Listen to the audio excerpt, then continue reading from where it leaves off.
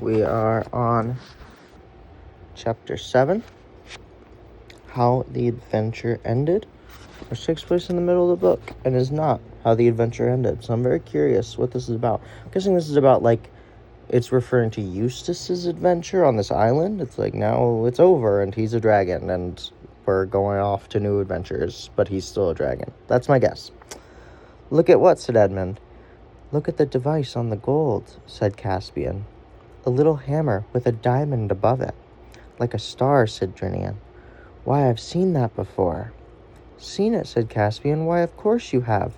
It is the sign of a great Narnian house. This is Lord Octesian's arm ring. Villain, said Reepicheep to the dragon, have you devoured a Narnian lord? But the dragon shook his head violently. Or perhaps, said Lucy, this is the Lord Octesian turned into a dragon under an enchantment, you know. It needn't be either, said Edmund. All dragons collect gold, but I think it's a safe guess that Octesian got no further than this island. Are you the Lord Octesian? Said Lucy to the dragon, and then, when it sadly shook its head, are you someone enchanted? Someone human, I mean? It nodded violently. And then someone said, people disputed afterwards whether Lucy or Edmund said it first, you're not Eustace by any chance. It nodded violently. And Eustace nodded his terrible dragon head and thumped his tail in the sea, and everyone skipped back. Some of the sailors with ejaculations I will not put down in writing, as the old usage of that word, to avoid the enormous and boiling tears which flowed from his eyes. Lucy tried hard to console him, and even screwed up her courage to kiss his scaly face, and nearly everyone said hard luck, and several assured Eustace that they would all stand by with him, and many said that they was sure to be some way of disenchanting him, and they'd have him as red as rain in a day or two. And of course they were all very anxious to hear his story, but he couldn't speak. More than once in the days that followed, he attempted to write it for them on the sand, but this never succeeded. In the first place, Eustace, never having read the right books, had no idea how to tell a story straight. And for another thing, the muscles and nerves of the dragon claws that he had used...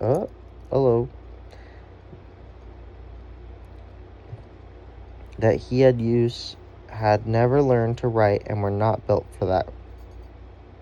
for writing anyway.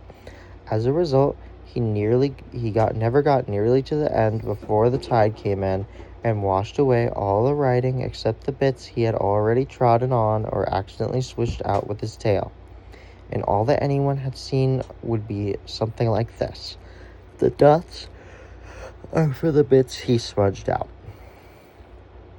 I winnet to slee Rugus Agrons, Dragon's Cave, 'cause it was dead, and aining so hard.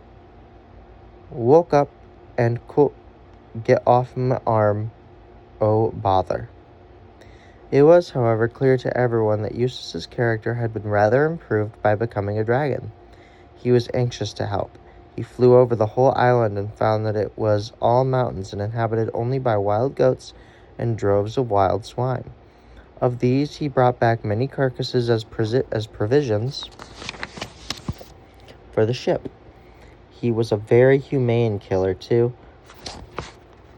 for he could dispatch a beast with one blow of his tail, so that it didn't know, and presumably still doesn't know, it had been killed. He ate a few himself, of course, but always alone, for now that he was a dragon, he liked his food raw, but he could never bear to let others see him in his messy meals. And one day, flying slowly and warily but in great triumph, he bore back to camp a great tall pine tree, which he had torn up by the roots in a distant valley, and which could be made into a capital mast. And in the evening, if it turned chilly, as it sometimes did after the heavy rains, he was a comfort to everyone, for the whole party would come to sit with their backs against his hot sides and get well warmed and dried, and one puff of his fiery breath would light the most obstinate fire. Sometimes he would take a select party for a fly on his back, so that they could see, wheeling below them, the green slopes and the rocky heights, the narrow pit-like valleys, and far out over the sea to the eastward, a spot of darker blue on the blue horizon, which might be land. The pleasure, quite new to him, of being liked, and still more of liking other people, was what kept Eustace from despair. For it was very dreary being a dragon. He shuddered whenever he caught sight of his own reflection as he flew over a mountain lake. He hated the huge bat-like wings and saw edged ridge on his back and the cruel carved claws. He was almost afraid to be alone with himself, and yet he was ashamed to be with the others. On the evenings, when he was not being used as a hot water bottle, he would slink away from the camp and lie curled up like a snake between the wood and the water. On such occasions, gently to his surprise, Reepicheep was his most constant comforter. The noble mouse would creep away from the merry circle at the campfire and sit down by the dragon's head, well to the windward, to be out of the way of his smoky breath. There he would explain that what had happened to Eustace was a striking illustration of the turn of fortune's wheel, and that if he had Eustace at his own house in Narnia, if it was really a hole, not a house, and the dragon's head, let alone his body, would not have fit in it, he could show him more than 100 examples of emperors, kings, dukes, knights, poets, lovers, astronomers, philosophers, and magicians who had fallen from prosperity into the most distressing circumstances, and of whom many had recovered and lived happily ever afterward. It did not perhaps seem very comforting at the time, but it was kindly meant, and Eustace never forgot it. But of course, what hung over everyone like a cloud was the problem of what to do with their dragon when they were ready to sail. They tried not to talk of it when he was there, but he couldn't help overhearing things like, would he fit all along one side of the deck, and we'd have to shift all the stores to the other side down below so as to balance, or would towing him be any good, or would he be able to keep up by flying, and most often of all, but how are we to feed him? And poor Eustace realized more and more that since the first day he came on board, he had been an unmitigated nuisance, and that he was now a greater nuisance still. And this ate into his mind, just as that bracelet ate into his foreleg. He knew it was only made worse to tear at it with his great teeth, but he couldn't help tearing it now and then, especially on hot nights. About 6 days after they had landed on Dragon Island, Edmund happened to wake up very early one morning. It was just getting gray so that they could see the tree trunks if they were between you and the bay, but not in the other direction. As he woke, he thought he heard something moving, so he raised himself on one elbow and looked about him, and presently he thought he saw a dark figure moving on the seaward side of the wood. The idea that at once occurred to his mind was, are we so sure that we are no natives on this island after all? That there are no natives on this island after all. Then he thought it was Caspian. It was about the right size, but he knew that Caspian had been sleeping next to him, and he could see that he hadn't moved. Edmund made sure that his sword was in its place, and then rose to investigate. He came down softly to the edge of the wood, and a dark figure was still there. He saw now that it was too small for Caspian, and too big for Lucy. It did not run away. Edmund drew his sword and was about to challenge the stranger when the stranger said in a low voice, "Is that you, Edmund?" "Yes, who are you?" said he. "Don't you know me?" said the other. "It's me, Eustace." "By Jove," said Edmund. "So it is, my dear chap." "Hush," said Eustace, and lurched as if he was going to fall. "Hello," said Edmund, steadying him. "What's up? Are you ill?"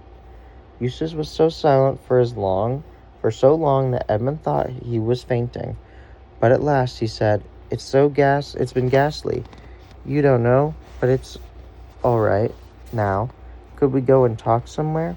I don't want to meet the others just yet.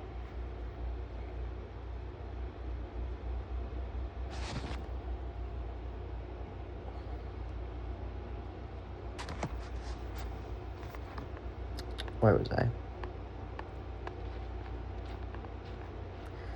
Wait. Yes, rather, anywhere you like, said Edmund. We can go and sit on the rocks over there. I say, I am glad to see you are looking yourself again. It must have been a pretty beastly time. They went to the rocks and sat down, looking out across the bay while the sky got paler and paler and the stars disappeared, except for one very bright low down, and near the horizon. I won't tell you how I became a dragon, till I can tell the others and get it all over, said Eustace. By the way, I don't even know it was a dragon till I heard you all using the word when I turned up here the other morning. I want to tell you how I stopped being one. Fire ahead, said Edmund. Well, last night I was miserable more than ever, and that beastly arm ring was hurting like anything. Is that all right now? Eustace laughed, a different laugh from any Edmund had heard him give before. He slipped the bracelet easily off his arm. There it is, he said, and anyone who likes can have it as far as I'm concerned. Well, as I say, I was lying awake and wondering what on earth would become of me, and then, but mind you, it must have been all a dream, I don't know. Go on, said Edmund, with considerable patience. Well, anyway, I looked up and saw the very last thing I expected, a huge lion coming slowly toward me. And one queer thing was that there was no moon last night, but there was a moonlight where the lion was. So it came nearer and nearer. I was terribly afraid of it. You may think that, being a dragon, I could have knocked any lion out easily enough, but it wasn't that kind of fear. I wasn't afraid of it eating me. I was just afraid of it, if you can understand. Well, it came close to me and looked straight into my eyes, and I shut my eyes tight. But that wasn't any good because it told me to follow it. You mean it spoke? I don't know. Now that you mention it, I don't think it did, but it told me all the same, and I knew I'd have to do what it told me, so I got up and followed it, and it led me a long way into the mountains, and there was always this moonlight over the round lion wherever he went. So at last, we came to the top of the mountain. I'd never seen before on the top of this mountain there was a garden of trees and fruit and everything. In the middle of it, there was a well. I knew it was a well because you could see the water bubbling up from the bottom of it, but it was a lot bigger than most wells, like a very big round bath with marble steps going down into it. The water was as clear as anything, and I thought if I could get in there and bathe, it would ease the pain in my leg. But the lion told me I must undress first. Mind you, I don't know if he said any words out loud or not. But I was just going to say that I couldn't undress because I hadn't any clothes on when I suddenly thought that dragons are snaky sort of things and snakes can cast off their skin. Oh, of course, I thought that's what the lion means. So I started scratching myself and my scales began coming off all over the place. And then I scratched a little deeper and, instead of scales coming off here and there, my whole skin started peeling off beautifully, like it does after an illness, or as if I was a banana. In a minute or two, I just stepped out of it. I could see it lying there beside me, looking rather nasty. It was a most lovely feeling, so I started to go down into the well for my bath. But just as I was going to put my feet into the water, I looked down and saw that I were all hard and rough and wrinkled and scaly, just as they had been before. Oh, that's all right, said I. It only means I had another smaller suit underneath the first one, and I'll have to get out of that too. So I scratched and tore again, and this underskin peeled off beautifully, and out I stepped, and left it lying there on the other side, and went down to the well for my bath. Well, exactly the same thing happened again, and I thought to myself, oh dear, how many skins must I take off? For I was longing to bathe my leg. So I scratched away. Oh, hello, Cleo. Hello, you're kind of in the way. Hi. Oh. Oh, hi, Cleo. I would like to keep reading, but... Well, Yeah, can you step to the left a little more? Just a little itty bitty more? Thank you. So I scratched and tore again, and this underskin peeled off beautifully, and out I stepped, okay, and left it lying beside the other one, and went down to the well for my bath. Well, exactly the same thing happened again, and I thought to myself, the lion said, but I don't know if it spoke, you will have to let me undress you. I was afraid of his claws, I can tell you, but I was pretty nearly desperate now, so I just lay flat down on my back and let him do it. The very first tear he made was so deep that I thought it had gone right into my heart, and then he began pulling the skin off. It hurt worse than anything I'd ever felt. The only thing that made me able to bear it, was the pleasing feeling of the stuff peel off. You know, if you've ever picked a scab in the sore place, it hurts like Billy O, but it is such fun to see it coming away. I know exactly what you mean, said Edmund. Well, he peeled the beastly stuff right off, just as I thought I'd done it myself the other 3 times, only they hadn't hurt. And there it was, lying on the grass, only ever so much thicker and darker and more knobbly looking than the others had been. And there was I, as smooth and soft as peeled switch, and smaller than I had been. Then it caught hold of me, and I didn't like that much, for he was very tender underneath now, and I'd no skin on, and threw me into the water.